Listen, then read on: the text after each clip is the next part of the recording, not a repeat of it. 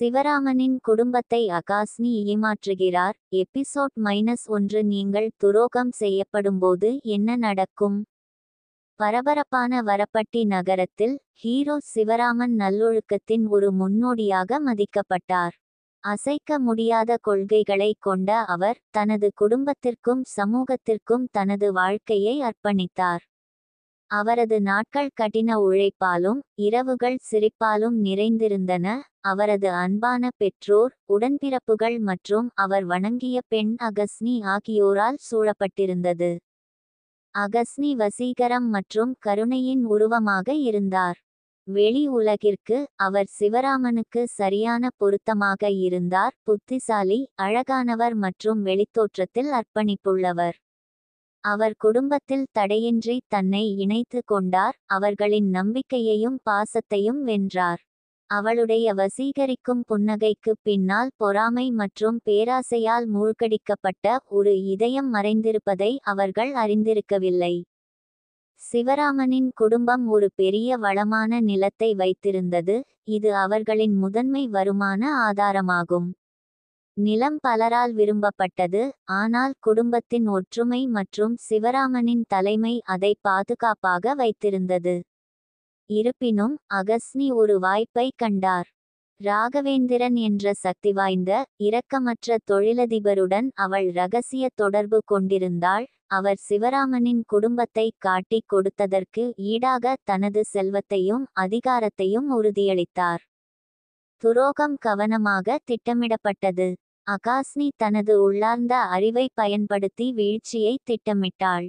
ஒவ்வொரு பலத்தையும் பலவீனத்தையும், ஒவ்வொரு வழக்கத்தையும் இரகசியத்தையும் அவள் அறிந்திருந்தாள்.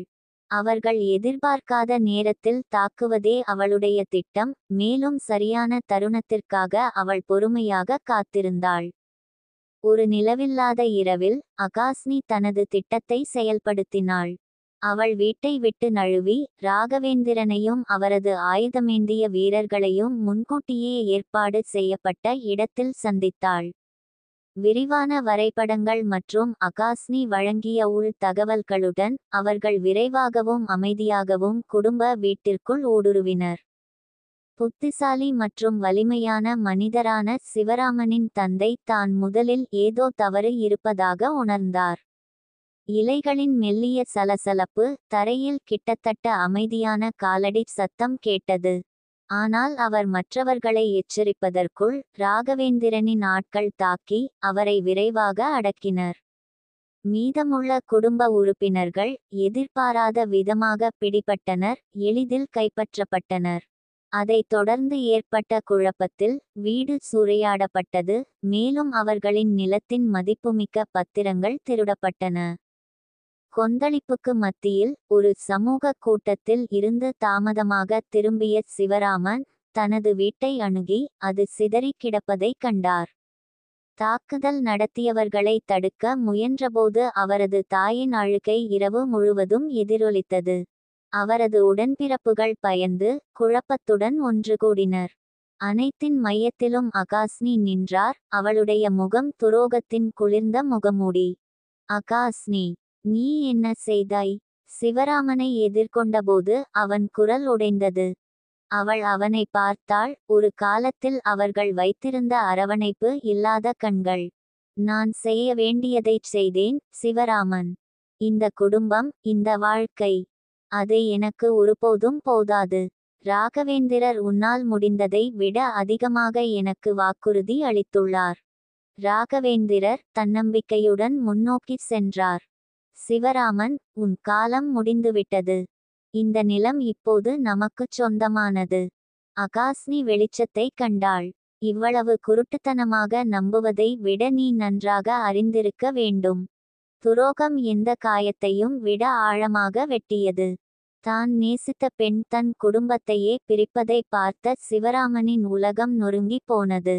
அவரது தந்தை காயமடைந்த நிலையில், அவரது தாயார் ஆறுதல் அடைய முடியாத நிலையில், அவரது உடன்பிறந்தவர்களின் வாழ்க்கை ஒரு நூலில் தொங்கிக் கொண்டிருந்த நிலையில், சிவராமனுக்கு விரைவாக செயல்பட வேண்டும் என்பது தெரியும். ஒவ்வொரு அவுன்ஸ் பலத்தையும் தைரியத்தையும் வரவழைத்து சிவராமன் எதிர்த்து போராடினார். அதைத் தொடர்ந்து நடந்த போராட்டம் கடுமையானதாகவும் அவநம்பிக்கையுடனும் இருந்தது. அவர் எண்ணிக்கையில் குறைவாகவும் ஆயுதம் ஏந்தாமல் இருந்த போதிலும் அவரது உறுதி அவருக்கு ஒரு உந்துதலை அளித்தது. தனது குடும்பத்தின் பாதுகாப்பை பாதுகாக்க ராகவேந்திரரின் ஆட்களை நீண்ட காலமாக தடுத்து நிறுத்த முடிந்தது, ஆனால் பெரும் விலையை செலுத்த வேண்டியிருந்தது. அவரது வீடு, அவரது சரணாலயம் இடிந்து விழுந்தது, அவர்கள் போற்றிய நிலம் இழக்கப்பட்டது. இப்போது ராகவேந்திரருடன் முழுமையாக இணைந்திருந்த அகாஸ்னி பேரழிவின் பாதையையும் அவரது துரோகத்தால் சிதைந்த ஒரு குடும்பத்தையும் விட்டுவிட்டு அவருடன் வெளியேறினார். ஒரு காலத்தில் மகிழ்ச்சியான தனது வீட்டின் இடிபாடுகளில் மண்டியிட்டு நீதி தேடுவதாக சிவராமன் சபதம் செய்தார். தனது குடும்பத்தின் கௌரவத்தை மீட்டெடுப்பதாகவும் அவர்களுக்குச் சொந்தமானதை மீட்டெடுப்பதாகவும் அவர் சபதம் செய்தார். சிவராமனின் கதையின் முதல் அத்தியாயம் இரத்தத்தாலும் துரோகத்தாலும் எழுதப்பட்டது, ஆனால் அது ஒரு பயணத்தின் தொடக்கத்தை குறித்தது. மீள்தன்மை, பழிவாங்கல் மற்றும் இறுதியில் மீட்பின் பயணம். சிவராமனின் இதயத்தில் இருந்த நெருப்பு பிரகாசமாக எரிந்தது, தனது குடும்பத்தை பாதுகாக்கவும் அகஸ்னியை நீதியின் முன் நிறுத்தவும் வேண்டும் என்ற விருப்பத்தால் தூண்டப்பட்டது. விடியல் அடிவானத்தில் எழுந்ததும் சிவராமனுக்கு தனது பாதை அமைக்கப்பட்டது என்பது தெரிந்தது. போர் இப்போதுதான் தொடங்கியது. காலை சூரியன் சிவராமனின் வீட்டின் இடிபாடுகளின் மீது கடுமையான ஒளியை பாய்ச்சியது. ஒரு காலத்தில் துடிப்பான மற்றும் பரபரப்பான குடும்பம் இப்போது ஒரு இருண்ட அமைதியில் கிடந்தது. படுகாயமடைந்த சிவராமனின் தந்தையை அவரது தாயார் கவனித்துக் கொண்டிருந்தார், அவரது கண்கள் சிவந்து வீங்கி அழுததால் வீங்கின. அவரது இளைய சகோதரர்கள் இரவு நிகழ்வுகளால் ஏற்பட்ட அதிர்ச்சியில் இன்னும் ஒன்றாக இருந்தனர். சிவராமன் வெளியே நின்று சேதத்தை கணக்கெடுத்தார். நிலப்பத்திரங்கள் காணாமல் போயின, அகஸ்னி மற்றும் அவரது கூட்டாளிகளால் திருடப்பட்டன. அவர்களின் சொத்து இழப்பு ஒரு கடுமையான அடியாகும், ஆனால் அவர்கள் குடும்பமாக கருதிய ஒருவரின் துரோகம் இன்னும் ஆழமான காயமாகும். இழந்ததை மீட்டெடுக்க தீர்மானித்த சிவராமனுக்கு ஒரு திட்டம் தேவை என்பதை அறிந்திருந்தார். கிராமத்தில் உள்ள தனது நம்பகமான நண்பர்கள் மற்றும் கூட்டாளிகளுடன் ஒரு கூட்டத்தை அவர் அழைத்தார்.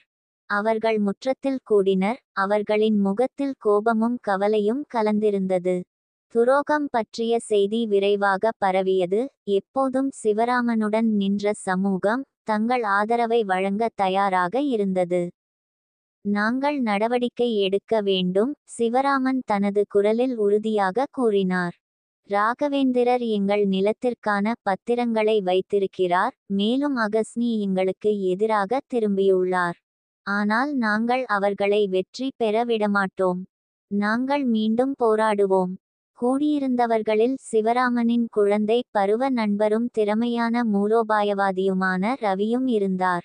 முதலில் நாம் தகவல்களைச் சேகரிக்க வேண்டும், ரவி பரிந்துரைத்தார். ராகவேந்திரரும் அகஸ்னியும் எங்கே ஒளிந்திருக்கிறார்கள், அவர்களின் அடுத்த நடவடிக்கை என்னவாக இருக்கும் என்பதை நாம் கண்டுபிடிக்க வேண்டும். மீனாவின் குரல் ஒலித்தது, சிவராமனின் பக்கம் எப்போதும் நின்ற ஒரு வளமான மற்றும் துணிச்சலான பெண்மணி. எங்களுக்கு உதவக்கூடிய ஒருவரை நான் அறிவேன். மலைகளில் ஒரு வயதான முனிவர் இருக்கிறார், அவர் தனது ஞானத்திற்கும் அமானுஷ்ய அறிவுக்கும் பெயர் பெற்றவர். அவர் நமக்கு பதில்களையும் வழிகாட்டுதலையும் கொண்டிருக்கலாம். அவர்களுக்கு சாத்தியமான அனைத்து நன்மைகளும் தேவை என்பதை அறிந்த சிவராமன் தலையசைத்தார். பின்னர் நாம் முனிவரை தேடுவோம். இதற்கிடையில் எங்கள் குடும்பத்தின் பாதுகாப்பை உறுதி செய்து மீண்டும் கட்டியெழுப்பத் தொடங்க வேண்டும். விரக்தியை நாம் அனுமதிக்க முடியாது.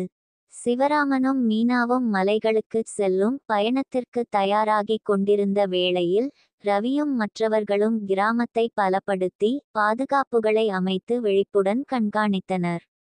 அநீதியின் உணர்வால் தூண்டப்பட்ட கிராமவாசிகள் அயராது உழைத்து தங்கள் சொந்தத்தை பாதுகாக்கும் உறுதியுடன் ஒன்றுபட்டனர். முனிவரை நோக்கிய பயணம் கடினமானது. சிவராமனும் மீனாவும் அடர்ந்த காடுகள் வழியாக நடந்து செங்குத்தான மலைகளில் ஏறி துரோகமான ஆறுகளை கடந்தனர். ஒவ்வொரு அடியும் கையில் உள்ள பங்குகளையும் அவர்கள் விட்டுச் சென்ற அன்புக்குரியவர்களையும் நினைவூட்டுவதாக இருந்தது. நம்பிக்கையாலும் முனிவர் தங்களுக்கு மிகவும் தேவையான வழிகாட்டுதலை வழங்க முடியும் என்ற நம்பிக்கையாலும் அவர்கள் பல நாட்கள் பயணம் செய்தனர். இறுதியாக மலைகளில் உயரமாக அமைந்துள்ள ஒரு ஒதுக்குப்புறமான குகையை அடைந்தனர்.